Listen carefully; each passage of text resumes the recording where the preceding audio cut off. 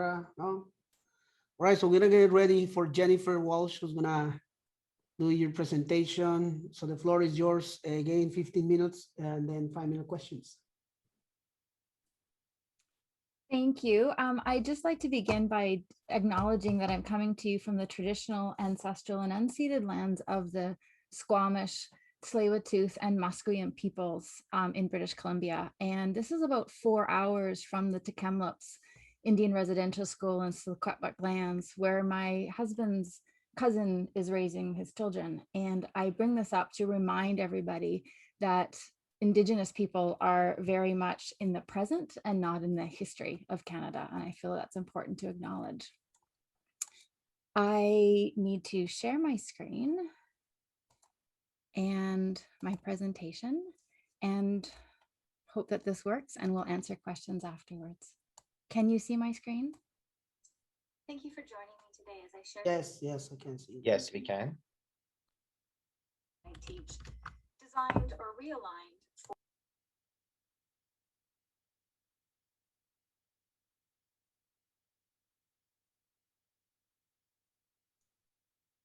We don't hear anything. We're supposed to hear something? Sorry, Yasid? I don't hear anything. Okay, thank you for letting me know. Was that supposed to be like that? No, it was supposed to be, you should have been able to hear something, so let me try that again. Thank you for letting me know. Let's try this. Thank you for joining me today as I share with you the redesign of an English for Academic Purposes course that I teach, designed or realigned for maximum alignment of academic literacy and collaboration. The context in which I teach is at Vantage College at the University of British Columbia. And we are a first-year program for international students who come in with an upper intermediate level of English language proficiency. And as they complete their first year of studies at UBC, they get discipline-specific, genre and SFL-informed English for academic purposes support, much of which is taught with a critical orientation. The principles guiding my pedagogy for remote instruction this year included asynchronous access for students who are coming in from all around the world in all different time zones, to help develop their meta-linguistic awareness of language features in text that help them achieve their purposes, a lot of activities that prioritize practice and process over perfect performance and summative assessments. I incorporate a lot of group work, partly to have students develop community within their first year at the university, but also to help with the enculturation, as this is a key feature in modern Western academic context that may not be the case for students coming from other educational backgrounds. And in the last couple of years, I've done a lot of work on self-regulated learning and incorporating some SRL supportive practices. And these include really transparent instructions that are shared with the students ahead of time, consistent criteria, again, shared with the students at the outset of a project, formative feedback that then feeds forward into the next iteration of the assignment, helping students develop their metacognition, looking at the inventories of their skills as well as some goal setting, making explicit connections between lessons and application and one lesson to another, and really working towards developing some cumulative learning for the students. So the way that I organized this particular course in service of cumulative learning was into 4 major units spread over 2 semesters or 26 weeks of instruction. In term 1, I started with the building blocks or the constituents of clauses, taking a look at key academic features such as monster noun groups, looking at processes or verbs and how those relate to the purpose of a text, circumstance and contextual information, manipulating these for grammatical metaphor and in the service of paraphrasing. And then we connected these ideas together and looked at the shape or the texture of text in terms of how we build logic and ideas in relation to one another, various stages and features of articles, sorting meaning into semantic waves of abstraction through to concrete examples and citation features. In term 2, we pull these further together in the service of looking at evaluation, the concepts of connotation and denotation, and shifting from subjectivity into objectivity through grammatical choices. And lastly, looking at argumentation and elaboration. So these are the 4 major units, each of which had individual weekly modules of lectures and learning assessments. So this gives you an idea of how it was all organized. Down the left-hand side are the weekly lectures and practice activities, and then every unit had a text that the students as a group chose that they were going to focus on for the duration of the unit. They individually annotated this text. It was shared so they could see one another's annotations. Then they consolidated and did an analysis of their annotations describing the key features of that text, and then they did individual peer evaluation of one another to calibrate the grades. Unit 1, first time, it was only 10%, but then the feedback fed into Unit 2. The very same structure, students got more familiar with it, fed into Unit 3, and then into Unit 4. So very consistent unit design. And you'll note the mix of the individual and the shared group activities. So the materials that we develop are research informed, focusing on using systemic functional linguistics and looking at lexical grammatical features of academic discourses.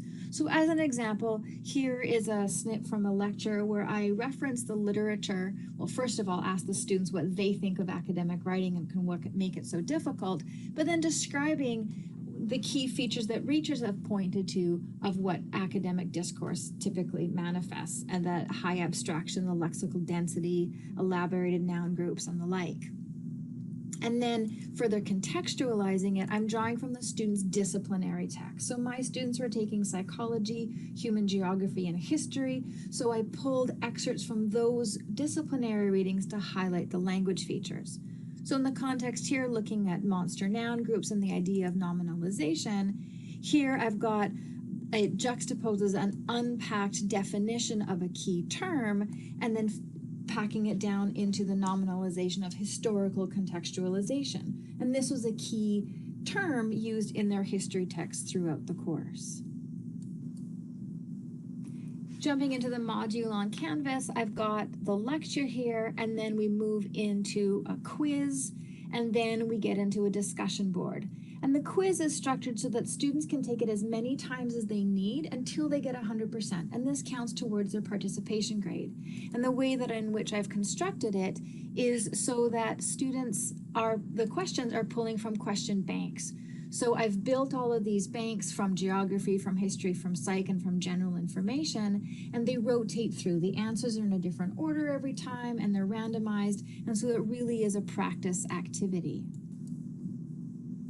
After students have mastered the quiz, then they can go on to a discussion board where I've asked them to make snips of difficult nominalizations that they're finding in their weekly readings, and to upload them and to comment on what they think is going on, perhaps ask for assistance with it, and they respond to one another. And here's a bit of a thread of students in discussion around various monster noun groups and nominalizations that they've pulled from their weekly disciplinary readings. So the units are organized as such. This is a larger unit that's got weekly modules in it. So a particular focus, always with a lecture every week. Some weeks have got quizzes, some weeks have got discussion boards, some weeks have got both, some are at the end of the term and students are busy enough as it is.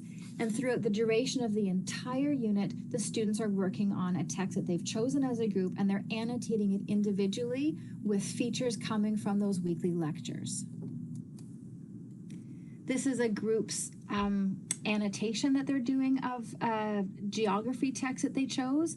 And we see here that they are highlighting different aspects that they're annotating. They're using hashtags to indicate what it is, what's going on, and responding to one another, and sometimes asking questions, putting in additional resources, asking questions. This is a fairly strong group and giving you an indication of all the different annotations that they're doing through the week. In making the instructions and the expectations explicit, they are shared with them early. So this is an example of the instructions for the annotation that I just showed you. clear articulation of what the purpose and why we're doing it, and then the key criteria questions, and then a rubric that breaks it down piece by piece. I want to know that they're doing enough, that they're tagging them appropriately, that they're accurate, they're relevant to the text meaning, and then that there's discussion back and forth amongst the group members.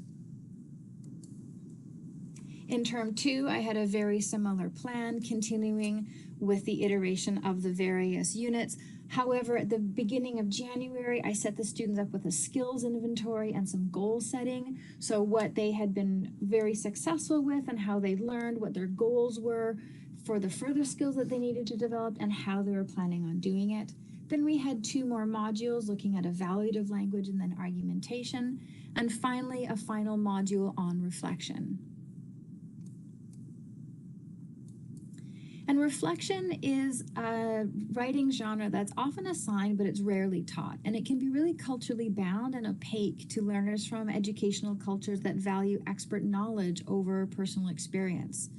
I've just co-authored a chapter with Jody Martin for an edited book on critical reflective writing, and have drawn on some of the research that we did for that in the pedagogy here. So again, making the literature explicit and accessible to the students as to the rationale as to why we're doing this and engaging with their metacognition.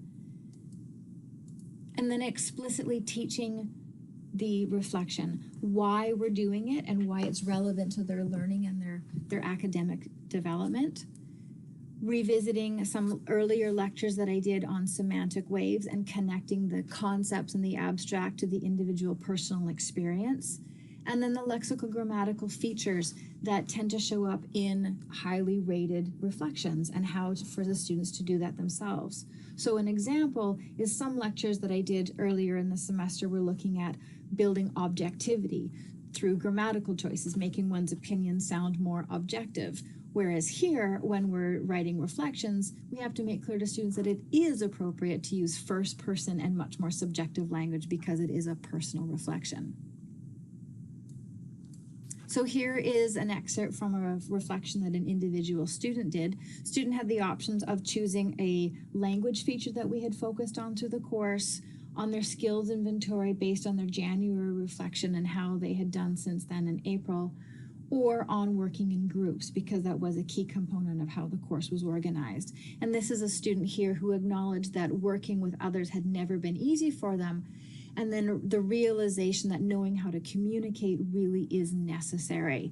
Making some description, some concrete examples, and then making the connections that we need to connect and build relationships in each part of their writing. This student later on in their reflection goes on to say how attending to the classmates' annotations in Unit 3 really helped with their own critical analysis. So my own reflections, as I hopefully pivot to a post-COVID world and teaching in a face-to-face environment, is that much of this work will persist. It was a lot of work and I had my own skill development in order to do it, but the spiral structure that revisited key concepts and redeployed them, these are things that I'll keep moving forward. Having those lecture components and quizzes available for student mastery and archiving those learning materials for students to access on their own time, I think was really beneficial for students. Keeping the group work, it seems to be easier to do in a face-to-face environment. But the annotations was this was the first year I had done them because we were all remote. But I asked students at the end of the course if in a face-to-face environment they would recommend the annotations, and they overwhelmingly said that they would. And I would also keep with the self-regulated learning supportive practices, the transparency with assessment criteria, explicit connections between one lesson to the next, the metacognition support such as goal setting and reflection. I think all of these are of real value to students, not only for their language awareness, but also as international students changing educational contexts. I think this is very supportive and good pedagogy. It's been a very challenging year, and yet students have shown tremendous learning and satisfaction, and that really is what this is all about.